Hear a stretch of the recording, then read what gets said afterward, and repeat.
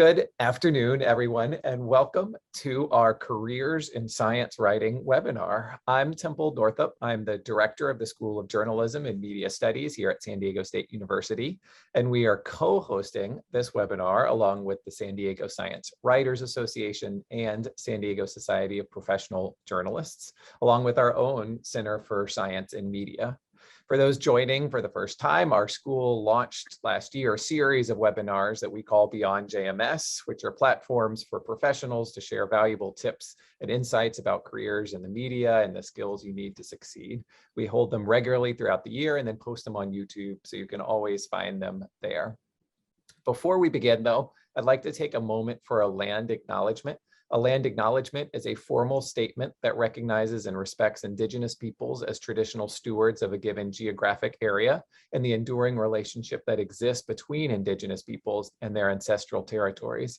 For San Diego State University, we recognize the land as Kumeyaay.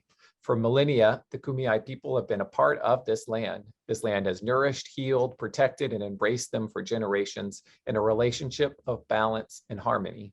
As members of the San Diego State community, we acknowledge this legacy. We promote this balance and harmony. We find inspiration from this land, the land of the Kumeyaay. Now, back to our topic for today, which is taking a deep dive into careers in science writing. And as we jump into this panel discussion, I just want to encourage everybody who's on here today to ask questions. We've got the Q&A box, there's the chat box. I'll be monitoring, I'm sure everyone here will be monitoring those so we can incorporate all of your questions, because we really want this to be as much of a dialogue as possible. So let me stop talking, because I'm not an expert in science writing, but I do know a thing or two about writing careers. And so I want to talk to our panelists first about what they do now. And so we'll start with introductions. Jared, I'm going to start with you. If you just want to tell everybody, who are you, where do you work, and just speak a little bit about what your job is that you're doing right now.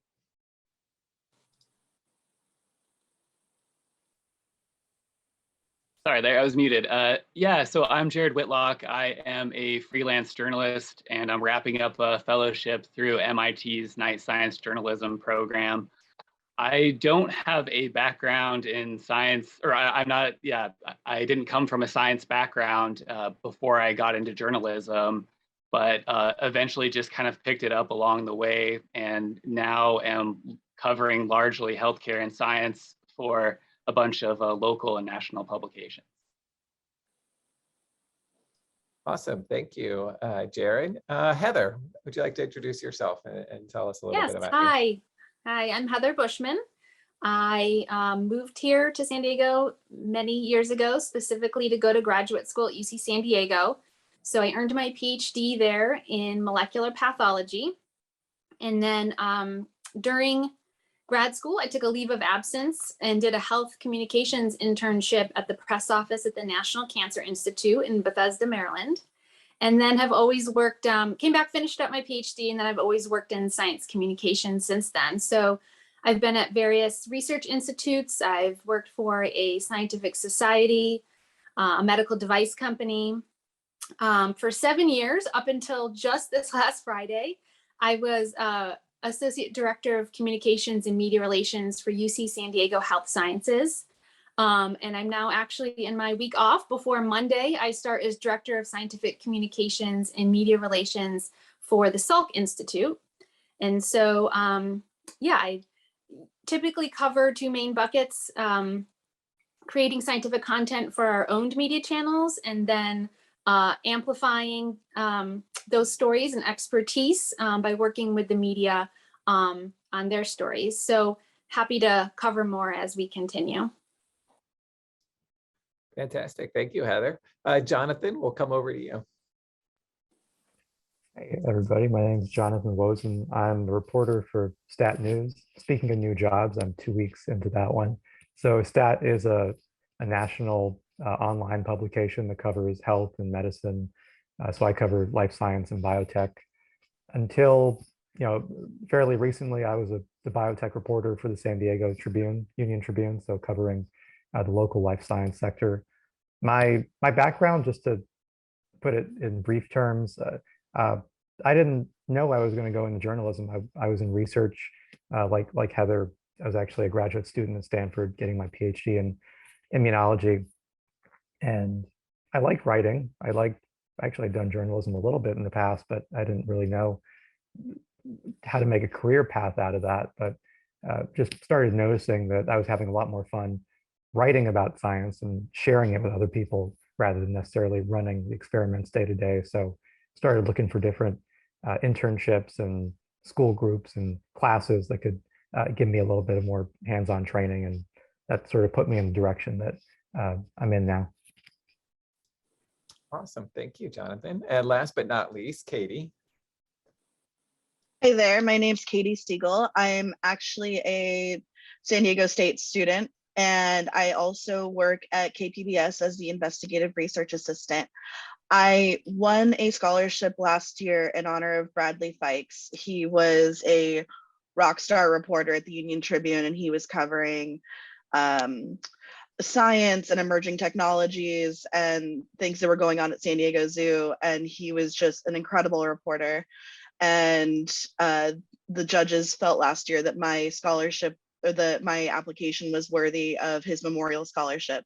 And so that's part of why I'm here today. Awesome. Thank you so much, Katy. We've already got one question, which is just asking if they can connect with you all in LinkedIn after this panel to keep in touch. I'm going to assume the answer is yes, that you are more than welcome. LinkedIn, Twitter, are present on many places. And what's so great already about this panel is we're hearing people without a science background who end up in science writing, and then people who have a science background who weren't expecting to go into writing, who then segue into that career.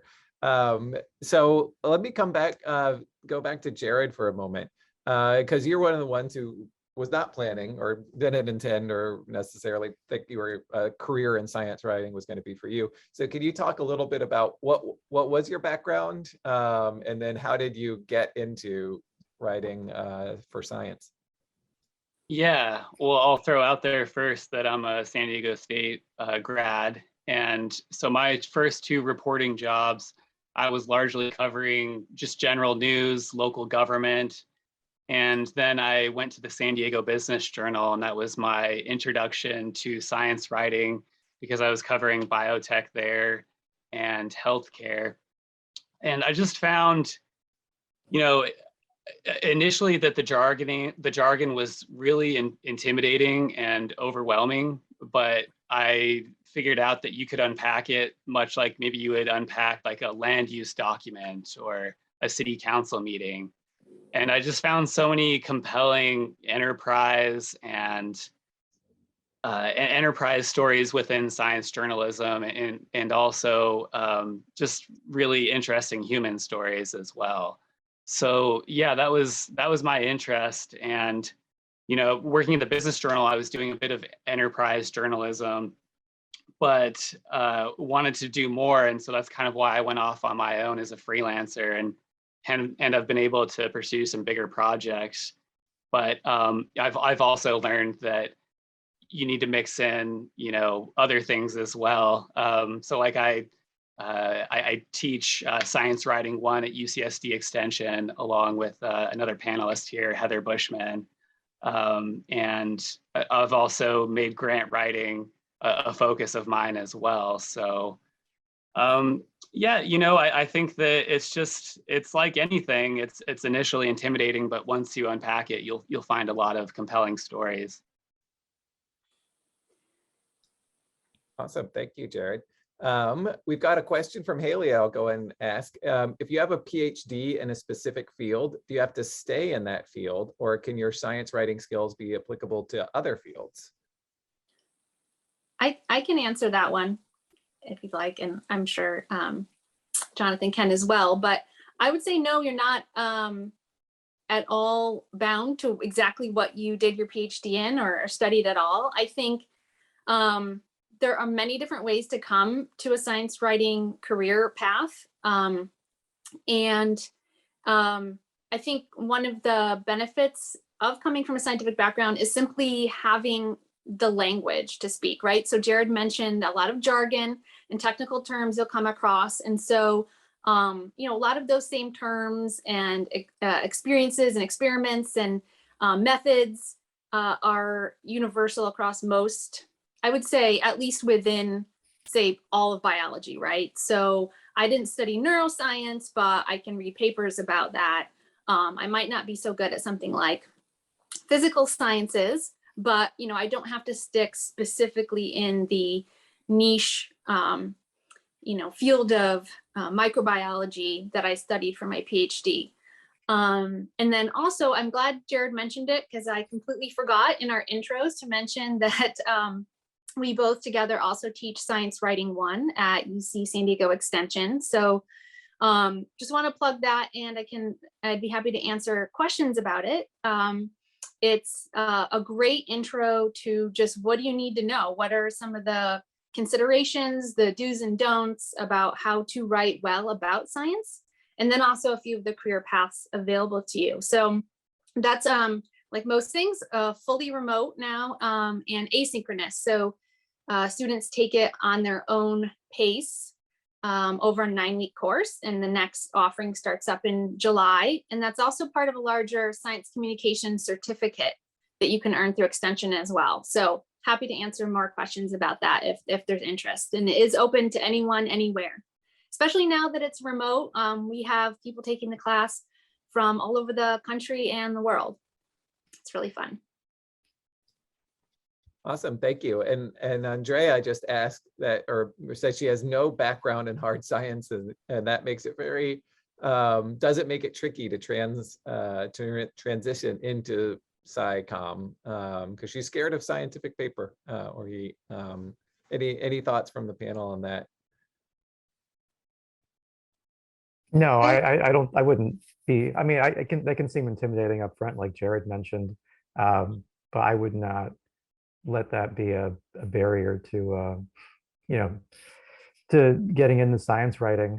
I mean, for one thing, so I have a PhD, but my PhD project basically means that I spent about 5 or 6 years thinking about this one very, very narrow field within a field within a field of immunology. And then there's like the other 99.9% of science. So more often than not, what I use to get by is sort of critical thinking, being curious, asking questions when I don't know the answer. You know, those are basic skills of journalism too. So I wouldn't worry about, you know, feeling that it's a new area for you. I feel like I'm exploring new areas all the time, even as somebody who, you know, supposedly has a little more of a technical background. So yeah, I would kind of embrace that you get to, that's the fun thing about journalism too, right? You get to dive into things you maybe wouldn't have thought about, talk to people you wouldn't have usually talked to, and you know, also have kind of embrace the fact that you're not an expert. So you have the sort of perspective that the general public has, and you can ask questions that would matter to the average person, not just to a researcher, you know, at MIT or at UC San Diego necessarily. You can really, you know, hold on to that perspective of not being an expert, but still trying to appreciate what's important. You know, what are the ethical questions at work? So it actually works to your advantage. And then the struggle sometimes, as somebody who has a little more of a science background, is making sure that I'm, you know, thinking and writing in ways that are relevant for readers and not just for a sort of small subset of people who are really already invested in the topic. So that's just my general thought on that. Absolutely. I think I've discovered from meeting so many people taking the science writing course that it's almost like everyone comes to it with imposter syndrome, because coming from science, you think, what do I know about being a writer? I'm not a writer. And then if you come from communications or writing background and then intimidated by the science. So just know that everybody feels that way, and really you shouldn't, because really anyone can be a science writer. And I encourage you to explore it if it's something that you're interested in. Absolutely second what Jonathan said. I think sometimes having a science background can get in the way, and we tend to get really bogged down in details that aren't necessarily important to the reader. So yeah, whatever background you come from, I think you bring a valuable experience and perspective. Yeah, I was gonna just follow up on that and say I think those are both great answers, and that often you come to this with humility, or at least I do, just because I don't have that background. And just, I think sometimes the most powerful thing to say is, I don't understand. Can you maybe use an analogy or a metaphor to help me understand something? But just not being shy about, hey, I've read a lot about this subject matter, but help me break it down in general terms, because I'm not coming at this from a scientific background. I love seeing all the former students who are on this webinar chiming in the chat, so thank you. Yeah, this is a great selling of the class you have. Sorry to cut you off, Katie. What were you going to say? Oh, you're fine. I was basically going to parrot what the other three are saying, in the sense that a year or two ago, I wouldn't have considered myself a science writer either. My main things are politics and people. But with the science writing that I've done recently, I'm always asking myself, who does this impact? And once I'm able to have a human face on an issue that might seem rather like abstract, it helps me focus my writing on who needs to read this and who needs this writing to be accessible for them. And a big thing is, like the other three said as well, just not being afraid to say you don't understand something, and just having, that's why we talk to experts. That's why we talk to all these different people, because they're able to break it down in ways that we may not be able to understand at first. And with that help, I feel like we're able to translate it in a way that can make the reading accessible when it might seem impossible at first. I'm curious to get, since Katie, you just mentioned, this interest in politics and people. Over the last, 2 years, we could say, there seems to be where people will see writing as political when you're covering certain science issues. So I'm curious about your own experiences where any of you have encountered that, where, obviously I'm speaking of COVID, and whether we're talking about masks or vaccines or whatever, that writing scientific information has turned political in some sort of way. So I'm curious your sort of thoughts on that. Sure. So the very first piece I did about COVID was a piece for Voice of San Diego, and it was debunking a podcast that one of the county board of supervisors had, and he was spewing a bunch of misinformation about COVID. And my job was to essentially go in, listen to every single podcast, and debunk the information. And yes, we had a virus that became political, which is probably the worst part of it's probably the reason that so many bad things have happened with it, because it became political. But I've had to realize that no matter who reads my pieces, people are going to assume that there's some sort of political bias there, no matter how down the middle it is. And so the only thing you really can do is just show with credible experts, with facts, showing as much unpoliticized evidence as you possibly can, because no matter what, people are still going to read your work and either assume it's fake news or it's factual. But the most you can do is just give the readers the honest content in the most blatant way possible, and hope that they understand that this is not a Joe Rogan podcast or something, that this is actual credible news and we're trying to help save lives here.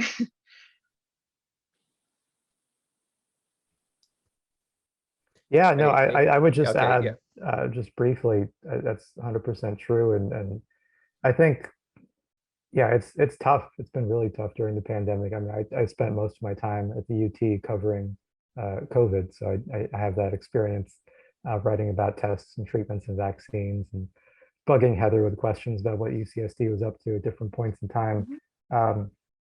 But yeah, I think, one thing that helps you get through it is you have to have like a realistic sense of what you can do and what you can't do with your stories. I'm not going to write or do something that's going to single-handedly change, news literacy in America, or how people filter information or perceive information. So sure, as the pandemic continued and continues to go on, writing like maybe the millionth story about vaccines being safe and effective becomes increasingly frustrating and kind of exhausting in a way. But all you can really do is stick to the facts, try to put the information out there. Of course, you get emails from readers, some of those are more, and sometimes people do have specific questions, and in those situations, I'll get into a little bit of a discussion with them via email if they reach out to me directly. Other times, people just need to vent, and it's very clear they just need to vent. But I think the key is, being realistic about what you can and can't do in your role as a reporter. And I think overall, I've had plenty of positive moments when I've helped someone figure out how to sign up for a vaccine appointment, or answered a question about boosters or about masking. So I think you just have to keep it in perspective, but it's definitely been difficult, and I think it's going to continue to be difficult, just given the sort of bubbles that we all find ourselves living in. Right, thank you. Benjamin has a question. He said he's a recent grad who studied science and technology. He does not have expansive writing or reporting portfolio, but he has a passion for communicating science research. How can someone like him break into the field without experience?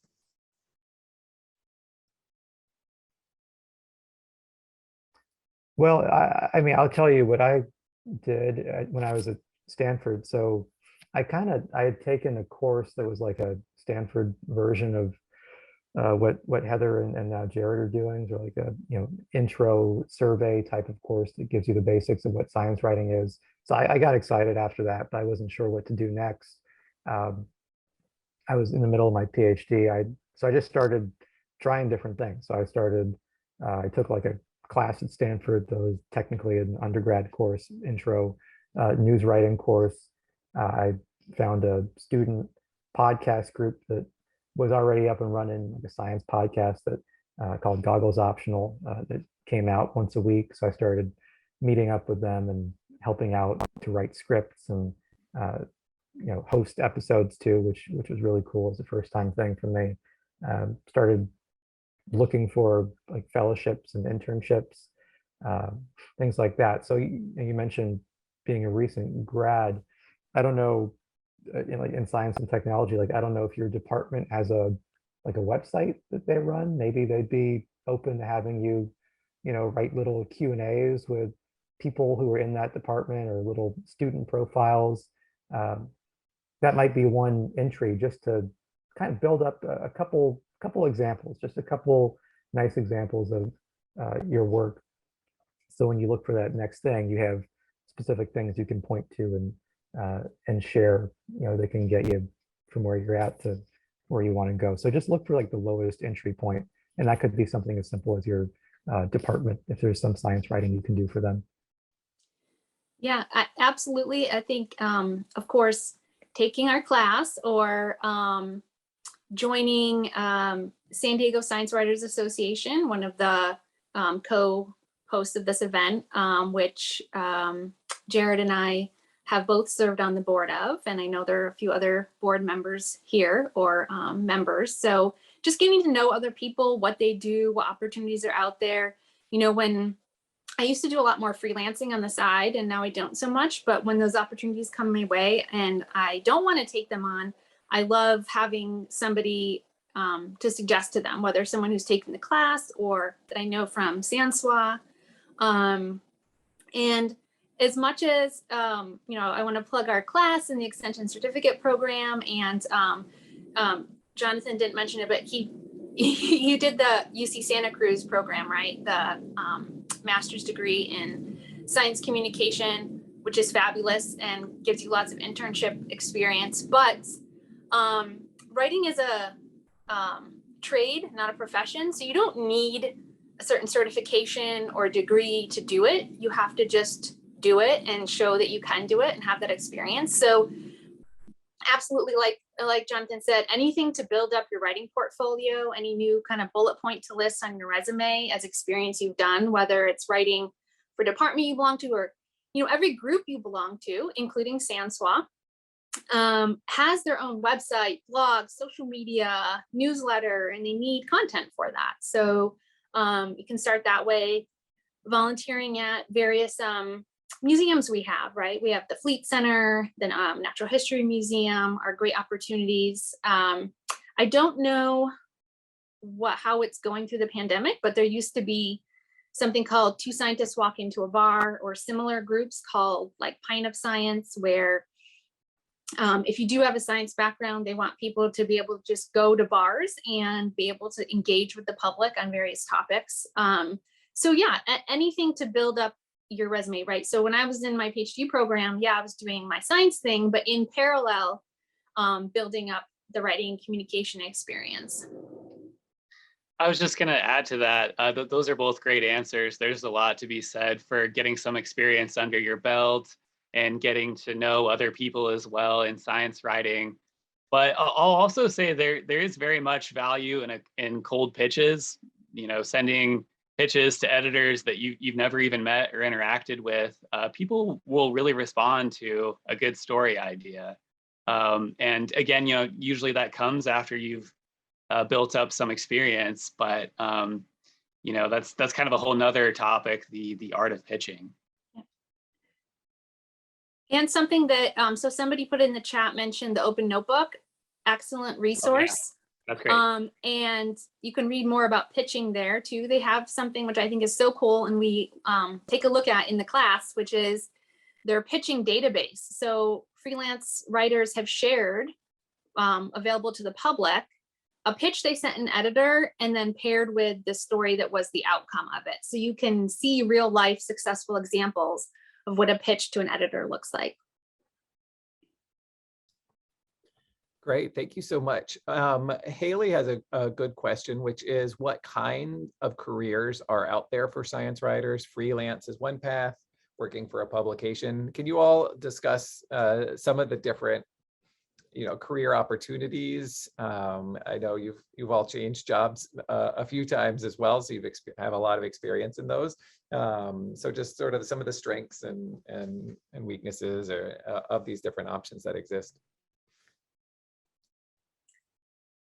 I'll just chime in to say that one thing that I think is important to know, and it seems so obvious now, but it's something I didn't realize when I was first starting out, is that particularly if you're looking for a job at a company or a research institution, the job title can vary greatly. So if you're just searching in LinkedIn for science writer and like nothing comes up, don't be discouraged. A lot of times writing about science is part of what your job is, and the job title might be something like public information officer or communications coordinator. You could be in the marketing department, marketing communications, public relations, public affairs. So it just varies by industry and by company. So that's one specific thing to know. And then, in addition to writing for a publication or freelancing, so I work for an institution and have done throughout my career, various institutions. So that's definitely a path, and can really vary in what types of communications you do, right? I mean, maybe it's just social media, and maybe the title is social media manager.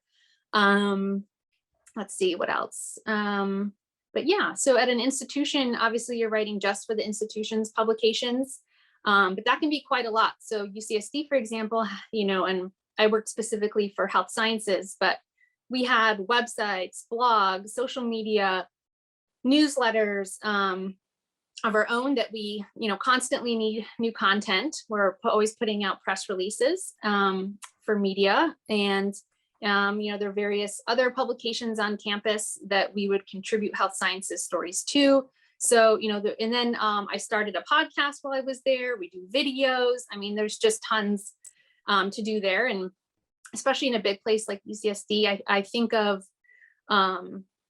it as being sort of an in-house reporter, but my beat is UC San Diego Health Sciences. So I'm always looking for interesting new people who are good at speaking to media, new story ideas, things I can write about or I can pitch to media. So there's lots of different stuff there.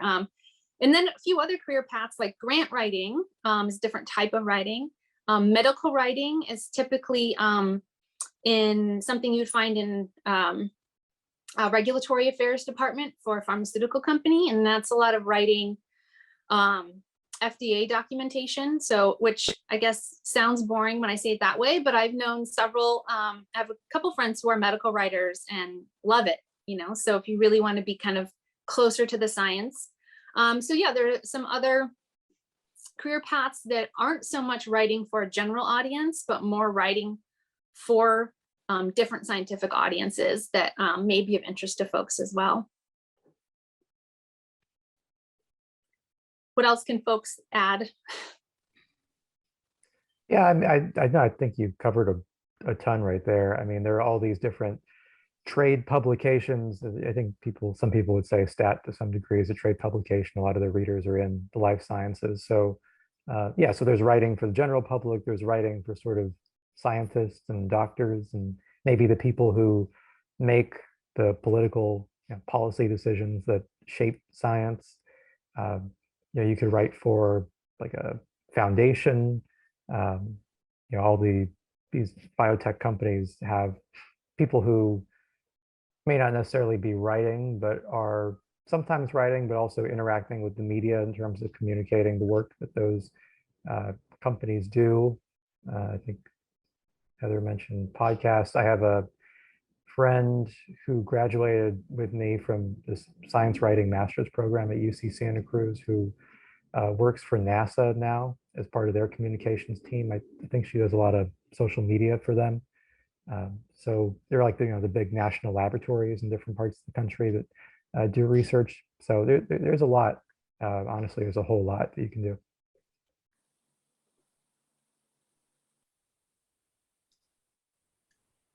One question just to ask quickly is, as someone who's wondering if you can join Sanswa who lives outside of the area, or would it be better to join a local organization?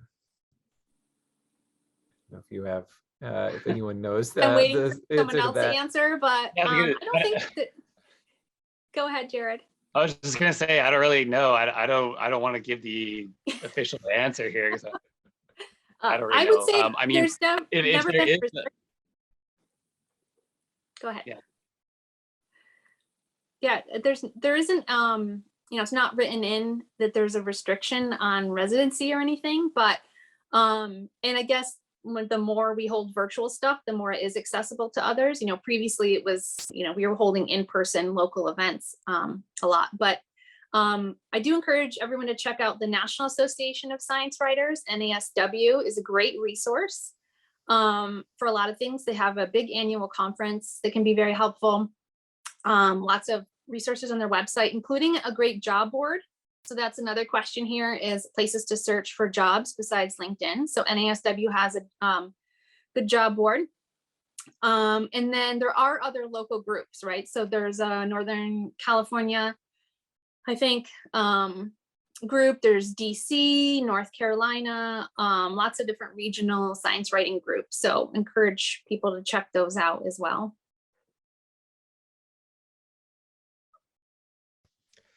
And how have you, you mentioned writing for different audiences. To what extent have you found, as you've moved through, whether you're freelancing or working for an organization, your writing changes depending on the audience? So if you're writing for the Union Tribune versus Stat versus UC San Diego, how much does that influence whether how technical you're writing or, those sorts of details? Yeah, it definitely, it has an impact. I mean, one of the things I just learned like as a practical skill when I was, taking classes at the UC Santa Cruz program was one of the things we did in our first quarter in that program was writing in the style of a bunch of different publications. So writing like a little blurb in the style of National Geographic versus Science News versus science, and they each have a different style, different tone, different way stories are structured, stories that you might write for one audience you wouldn't necessarily write for another. So, for example, there are kind of smaller local biotech events that I would probably write up for the Union Tribune as like a 300, 400 word story just to get the news out there. But I think if I were to ask my editor at Stat, they might be a little less interested in that. They'd be more interested in like broader trends, or maybe individual funding rounds if they're past a certain size as far as the amount of money that's being raised and what's happening there. So yeah, and that's something I'm still getting the feel for, a couple weeks in. But yeah, it definitely has an impact. And maybe, I don't know, Jared probably can tell you from a freelancer's perspective, when you have an idea, I'm sure one of the first things you think about is, well, what publication would want this idea? Is this a good story? I know you've like written for Wired and a bunch of other places. Is this a, Wired story? Is this a different outlet story? So yeah, and I think with time, you get a better feel for that too. So there's you have to pay a little bit of attention to detail as far as topic and tone and all that. Yeah, I'll add to that. Those are all good points. That in addition to knowing the audience, if you do want to write for a publication, say as a freelancer, or maybe you're interested in working for them, it's really helpful to know their past coverage. And I think that any publication is going to love that you're familiar with what they've done in the past and maybe how you can advance what they've done previously.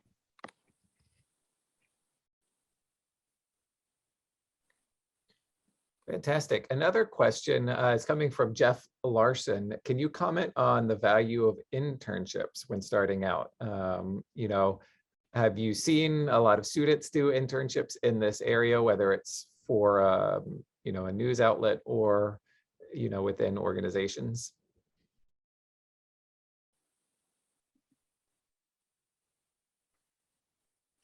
Jonathan, do you want to talk about that? I know it's a big part of the Santa Cruz program. Yeah, yeah. I mean, yeah, internships were, they're huge. I mean, that's kind of all you have in the beginning, right? You won't necessarily jump from getting a degree in whatever your bachelor's or master's was to, you may not really have an opportunity to get a full-time job right out the gate. So I give you a bunch of examples. When I was in graduate school, I applied for a fellowship where I got to spend, it's called AAAS Mass Media Fellowship. This is the same, like the American Association for the Advancement of Science, big national organization. And they basically place graduate students and postdocs, people who have a science background, in newsrooms across the country. So back in 2017, they put me at this relatively new publication based in Boston called Stat News that I had never heard of. So that was my first, real newsroom science writing experience as an intern, writing about drug companies, drug manufacturing, regulatory policy, recent studies. I got to talk to Dr. Anthony Fauci. I got to interview Janet Woodcock, who until recently was acting commissioner of the FDA. So I got to talk to all these big people and ask them questions as a reporter. And I had a lot of fun doing that. So that was a great internship experience. I finished my PhD, and then I started the thing at Santa Cruz, which is basically 50-50 classes and internships. So 2 days a week, you're taking classes, 2 days a week, you're doing internships. So, wrote for the Santa Cruz Sentinel, local paper in Santa Cruz, wrote for an online magazine called Knowable. And I kind of, applied for the UT job in the middle of that. So all my experience up until then was internship, based. And that, was helpful to me. And obviously the stat thing was helpful, and because basically what happened was I was working at the UT, and then they reached out because they've been hiring a lot of people, and they're still hiring a lot of people. So they started asking me if I wanted to come back. That conversation obviously would not have happened if I had an intern for them. They wouldn't have known who I was. I wouldn't really have been on their radar at that point. So yeah, internships help because you get experience, another thing for your resume, you get the actual skills, and you get connections. And writing is a small, fluid world where, Heather was with UCSD, now she's with Salk. People, move around all the time from one publication to the next. So having that connection of having worked with somebody from a previous internship or a previous job can be helpful in ways that you don't even really anticipate at the moment. So it's yeah, if there's an opportunity, I would say apply for it. Or even if there's a place you'd like to write for, you may even just ask them if they'd be open to having an intern or having you contribute in some way.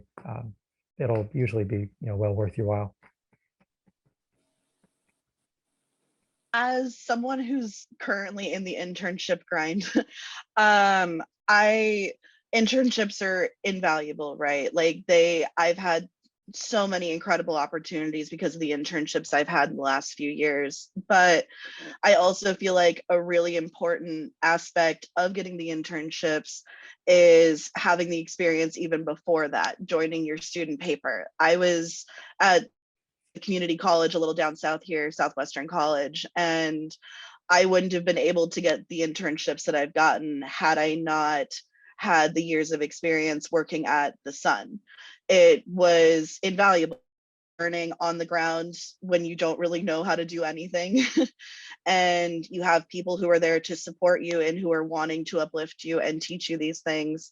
And also to piggyback off of Jonathan, the networking is massively important as well. Going to the SPJ events and going to places where you're getting to network with people whose work you've read for years, and then having that foundation to build upon to get into the internships is also a key to the success in there as well. Oh, I definitely want to second the emphasis on networking for sure. And as I always tell people, it's not just kind of going to events with name tags and all of that, but networking is just telling people in your life what you're interested in doing and what you're looking for. And, that can be your hairdresser who, and this is a true story, my hairdresser also cut the hair of somebody else who was in science writing at a company and connected us. So, or, someone who's sitting next to you on an airplane or driving your Uber, you just never know. But yeah, and then just staying in touch with people who you've worked with before, who you went to school with, they're all part of your network. I only teach the science writing course now because I actually took the class many, many years ago when I was in graduate school, and I always stayed in touch with the teacher, Lynn Friedman, who I'm sure many of you know. And so when she wanted to retire after many years of teaching the course, she thought of me and a few others and reached out to see if we'd be interested. The job at UCSD, my boss reached out to me when he had the open position because I knew him, because when I was at a different place, I had started a little occasional lunch gathering of people who were science public information officers on the Torrey Pines Mesa. And so I had already met him. So just countless stories of how, talking to somebody and meeting somebody one year, maybe even many years later, might come back to benefit you. Another great question for all of you, I think, from Amy Schmitz-Weiss is, what are some science newsletters and or science podcasts that you think are exemplars in the field that can be inspirational for science writers, or ones that you just happen to really like? The STAT newsletter. Yeah, they got a lot of good newsletters that are freely available on different topics, basic science, health tech. Yeah, I mean, things I should probably be signing up for and have been signing up for just to keep up with what my colleagues are doing. Yeah, that's a good one. Trying to think, a lot of people like NPR's shortwave podcast. I haven't listened to a whole lot. I know it's a popular one. If you guys have others that you like to follow.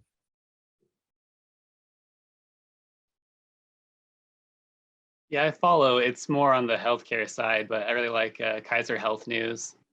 And they do go into science as well, but maybe a little bit more of the policies behind decisions. So yeah, it's another good one. I enjoy reading The Scientist for more research, and they cover more basic research than a lot of other places.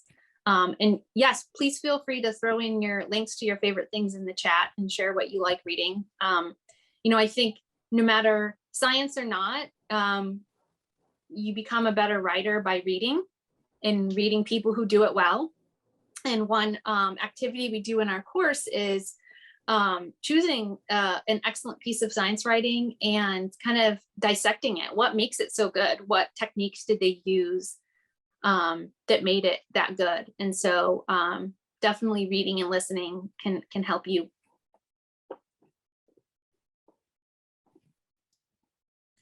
Great. Another question that I think was interesting, because you both have worked, or all of you have worked on in different roles and sort of different sides of things, is what kinds of things do you appreciate most from people on the opposite side of the news from you that help you do your job better? So journalists in a newsroom versus, people within the science institution. Well, yeah, I guess the thing I appreciate from, whether it's from, institutional science writers or reaching out to the county. I mean, as a journalist, oftentimes you have like data requests. You may need to get some numbers on X, Y, and Z for a story. So, I think I understand that a lot of these people are getting requests from, every reporter in town, sometimes at the same time, depending on the news cycle, which, can make their lives a little crazy.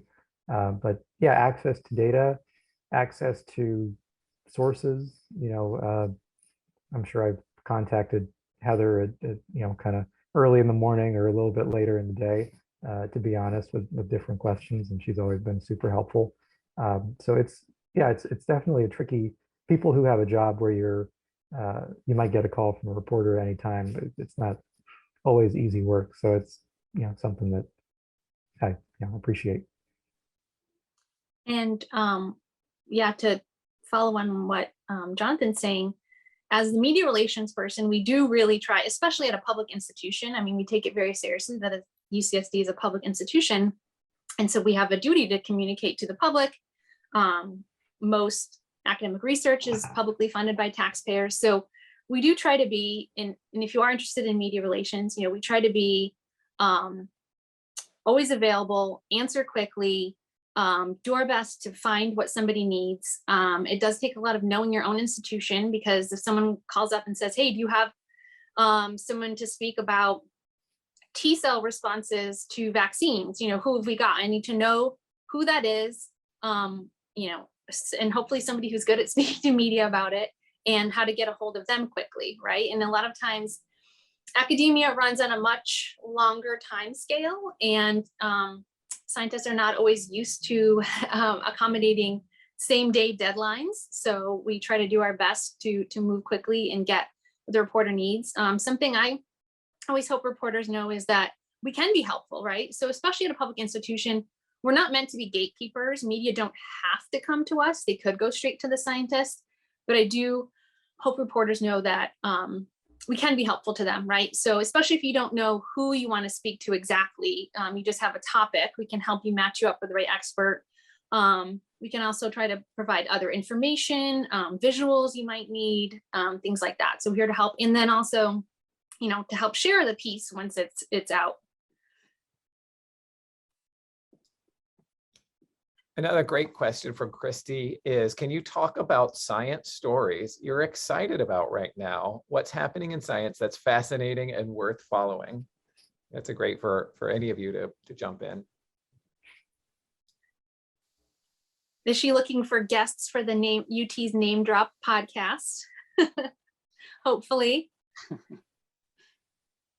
Gosh, off the top of my head, it's crazy how much COVID has taken up brain space and really been the focus for so long now. I mean, there's so many things that, you know, I think would have gotten more media attention if it weren't all taken up already with COVID related things. But so feel free to jump in on anyone else. My own personal favorite, which I've gotten to cover a lot at UCSD, is really just microbiome research in general.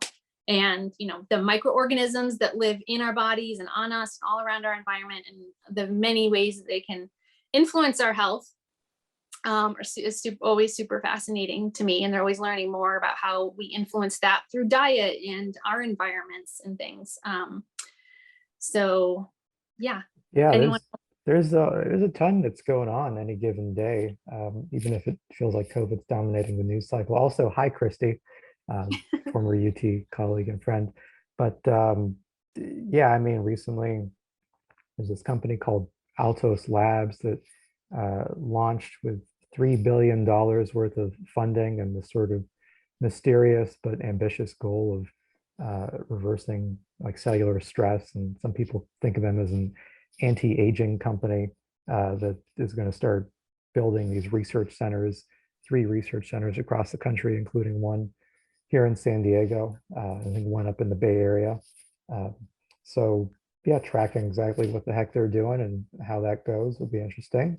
I mean, I'm working on a story right now about DNA sequencing. It's sort of more of an industry story, but it's about what's going on with Illumina, which is a local San Diego company that's been the #1 sequencing company for a long time. But there are, you know, competitors that have been rising up and in certain situations are a little further ahead for certain types of sequencing. So looking at what Illumina is doing to keep up and whether it's going to be good enough is kind of something I'm working on right now. I mean, there's a ton going on in cancer, which is, you know, really less one disease than it is a whole bunch of different diseases, is the way I think about it. So the way researchers are figuring out how to use the immune system to fight cancer, and then you know, what to do when that doesn't work well enough. How do you come back with another round of therapies? How do you use certain immune cells to target and destroy tumors? That seems to work really well for certain types of blood cancers like leukemias and lymphomas, not as well when you have like a big tumor mass. So yeah, I think there's a ton going on. There's also a lot of interesting stuff with science is in the area of kind of figuring out how to analyze the data. So you can do the experiment, but then, you know, researchers and companies are generating these massive data sets of figuring out how to analyze that, whether it's like looking at electronic health records, whether it's looking at genetics data and some of the, you know, ethical questions that come out of that too. So yeah, there's a lot that we'll be following and writing, and it's kind of an interesting, fun time, busy time to be writing and thinking about science. I want to say all the stuff I'm interested in, but I'm worried I'll scoop myself in case there are reporters on this call. But I will say that, echoing what Jonathan said, all the money pouring into San Diego Biotech right now it's going to be really cool to see all of the scientific developments that spring from that, or that may spring from that. I hesitate to use the word excited, but I wrote a story a couple months ago about how fentanyl overdoses are increasing in the county, and there's no, right now it's not looking like there's any way to halt that. The death rate's just rapidly increasing, and it's a multifaceted issue, right? You have the misinformation and the science angle behind like how much people don't actually know about fentanyl versus its medical uses, and how, but then you also have the socioeconomic level to that as well, with who it's impacting.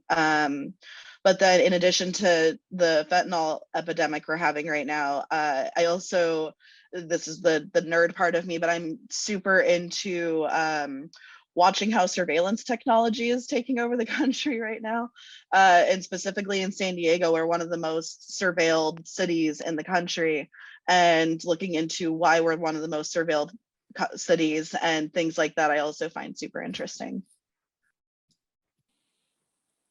Awesome. Well, we just have a few minutes left. And so I want to go around one last time and end with, since we're focused on careers, one, just your number one piece of advice, maybe, we may have already hit it at one point, but just sort of recap your number one piece of advice for anyone who's interested in science writing, and then maybe as somebody who's done this, what's been the most satisfying aspect of this career so far? So we can do the same order. Jared, we can start with you, and then go Heather, Jonathan, Katie. I think the most satisfying for me, or at least what comes to mind, is just finding all these interesting stories and the people that have entrusted me to tell them. Like I wrote a story about a year ago about DNA sequencing unearthing what's called fertility fraud. And so just the people that were willing to share their story with me against this scientific backdrop was really interesting to me. And I've just written, it seems like a lot of stories in the last 2 years about people who are vulnerable, for various reasons, and why that is, and what some potential fixes are. So yeah, just being really grateful that folks will talk to me. And then as far as advice, just hitting on something that I said earlier, if I'm, I guess I'm representing the freelance part of this. I'll just say that it's helpful not to think of yourself just as a writer. If often, you're between pitches, or, something's just not working out. So, try and look into copy editing, teaching, any other gigs that you can get in the writing business or editing business, I think is really helpful. So yeah, that's all. What I find very rewarding, well, I should say, it's just rewarding in general to have a story you're really proud of. Maybe once a year I would get to work on a story that you just really feel this buzz about, like the interviews are so good that you just can't wait, the lead's already forming in your head. You can't wait to start putting words to paper. This is just gonna be a good one. Usually it's a time when I've been able to weave in some really personal story with the science. It's just satisfying to be able to hold something in your hand, right? Or look at on a screen, but something tangible to say, I worked really hard and I did this and I have this to show for it. So that's satisfying. And I use that as an example often to contrast to doing research in a lab, where you can work really hard on something and have nothing to show for it for reasons not under your control, right? Sometimes your cells just don't grow. And then also it's just very rewarding working with scientists. I think, I've worked with some really great scientists at UCSD. I often hear feedback from, it's hard to track these things exactly, but that in helping to promote their work has led to new career opportunities for them, or funding or collaborations. And, that's very rewarding to me, that I've helped advance their science and their careers in some small way. And as advice, like I said before, just do it. Just reach out to people with your story ideas. Just start writing things, looking for places you can exhibit your writing, and connect with all of us for sure. I like everything Heather and Jared already said in terms of what I can add to that.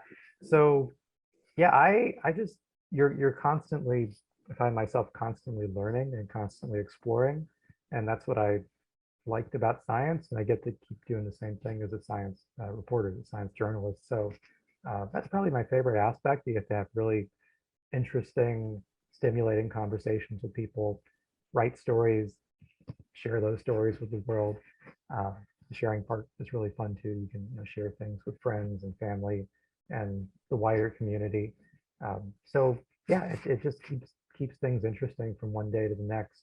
As far as advice, I'd say 2 things. One, it's not all going to come together overnight. So You're not going to find yourself necessarily where you want to be or where you think you want to be instantly. It's kind of a process, whether it's internships, reaching out to people, building out your network, a little bit of serendipity never hurts, always helps. So it's not going to happen instantly. It's not going to happen overnight. And also, it's kind of interesting. I keep thinking that I'm going to get to a point where, I'm not worried about what my next story is going to be or about getting enough interviews for, to make deadline on some story. But, I think the process of being a writer, sort of day-to-day steps and what you go through, whether you're writing for the student paper, whether you're writing for a national publication or a local one, it's kind of the same basic work. So, if you're somebody who is, writing at some level, any level, you're already doing it, and you're going to maybe keep doing it for different editors and different topics and maybe different size and type of audience. But just keep going and keep chasing your curiosity. I'd say the most rewarding part is being able to make what might be complex topics accessible to the public. When I'm able to explain something to someone that in general they wouldn't be able to understand, I love that. But I also love being able, another huge rewarding aspect is being able to bring in the human connection and those human elements into stories that may otherwise not have it when you're just looking at research, right? And having people who are impacted by the topic that you're covering, them trusting you and telling them your stories, and sometimes crying during interviews. Having people trust you and being able to have them trust you not only to tell their story, but to also make sure that you're telling it accurately. That's a huge rewarding part. And then as far as advice, never turn down an assignment that an editor gives you, even if you feel like you're not capable of covering it. And just shove down the imposter syndrome. It's always going to be there. Every single person around you is always feeling it. And just remember that everybody else is feeling it too. And you will overcome it, and then you'll feel it in the next position that you're in. Awesome. Well, thank you all so much for joining us. Jared, Heather, Jonathan, Katie, thank you for taking time out of your busy days. And thanks for all the participants who've been watching this. You'll get an email with the YouTube link later today or tomorrow. But I hope you have a wonderful afternoon, and it was great having you all here. Bye-bye. Thank you. Thanks so much. Thanks for organizing and Thank coming. you. Thanks for having me.